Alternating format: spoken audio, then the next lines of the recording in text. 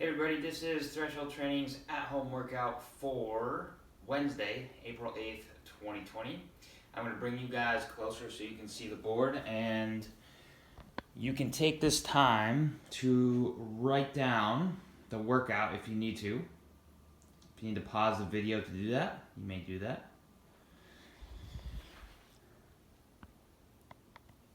Alright, let's go over what we're doing today. So, this one will be a fun one.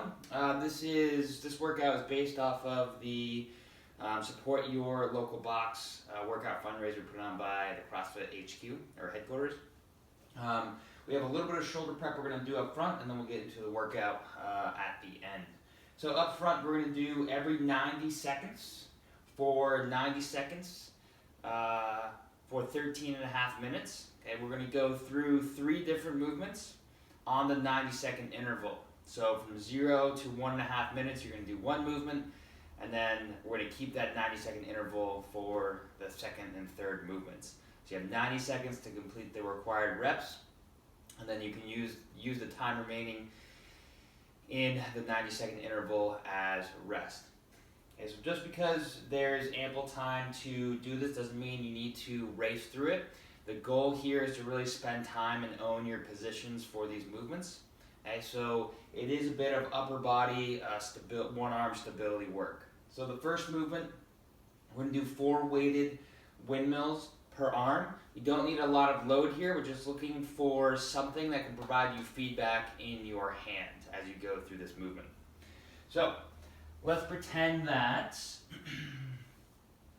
I have my load right here. It could be a dumbbell, doesn't have to be. It could be a shoe, could be a can, could be just part of the dumbbell, so like one of the plates. Whatever that you have that can fit in your hand comfortably, and that is going to be pretty secure. So for the windmill, you're going to take a WOD stance with your legs. You're going to press the dumbbell up overhead. This opposite hand is going to be pointing down towards the ground, and you are going to side bend and scrape or brush your hand down your leg, okay, as the weight stays stacked over your shoulder. Okay, so as I'm doing this, I have minimal bend in my hips and knees. If you need a little bit to allow you more range of motion, good. But you're going to go as far as your control will allow, and then come right back up, stacked overhead.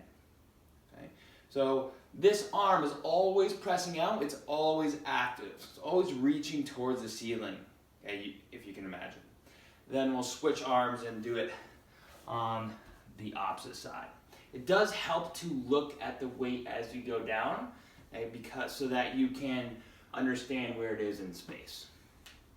Then we're going to move to 1 Turkish Getup per arm. So Turkish Getup, okay, is another 1 arm movement.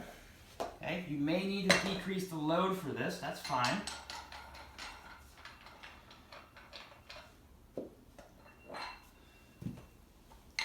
Okay. You can still have any object in your hand, doesn't have to be a dumbbell. Okay, it could not be any weight at all. Okay, this movement is designed to be segmental, it's designed to be slow. Okay, it's designed to really target your shoulder's ability to stay active through this movement. So how it's going to work, you're going to have your object in the hand that's going to be being active through the movement. The opposite leg will be down on the floor, and the same leg will be bent, and your foot will be up towards your hip. The arm that doesn't have anything in its hand will be down on the ground over here. From here, you're going to roll onto your elbow. Then you will straighten the arm that's bent. You are then going to, supporting yourself on this foot, for me, that's my right foot, and my left hand, I'm going to bridge up. So I'm going to lift my hips up. I'm going to take this leg that's out straight, and I'm going to bring it underneath back towards my hand that's supporting me back here. From here, I'm going to come up straight. Okay, if I need to adjust myself, okay, I'm going to adjust my legs to bring them closer to me. I'm in the bottom of a lunge position, so I'm going to stand. And that's the first half of the movement, then I'll go backwards. So I will do a backwards lunge. I will then take my free hand and put it down on the ground. I'm still active through the shoulder. I'm looking at the weight to see where it is in space. Then I'm going to take this rear leg, my left leg, and bring it out in front of me. I'm going to support myself on my left hand and my right foot. Lower my body down. I'm going to lower back down to my elbow. And I'm going to lower back down to the floor. Okay, that's one. Then I would switch legs. So in real-time motion, it looks like this. And I'm pausing through each step to make sure that I'm stacked and stable and able to control the weight that is over my shoulder. So that's the Turkish Getup. Then we're going to do 4 one-arm half kneeling strict press.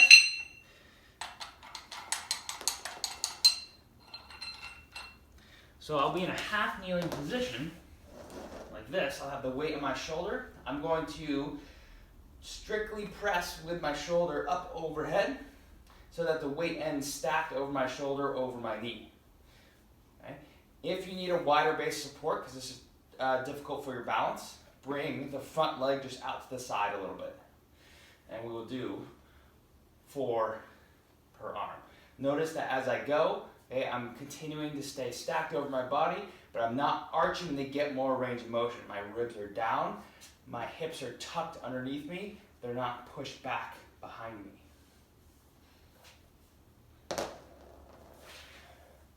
Okay, so, like we said before, we'll go through this body work 3 times. You may have more rest than anticipated, that's okay. Okay, it's really to get you to focus on each movement one at a time. Then we'll go to our sweaty portion for today. It's a 10-minute AMRAP. AMRAP is as many rounds as possible of the following 4 movements. 10 push-ups, 9 dumbbell snatches on the right arm, 10 air squats, and then 9 dumbbell snatches on the left arm. If you do not have a dumbbell, that's okay.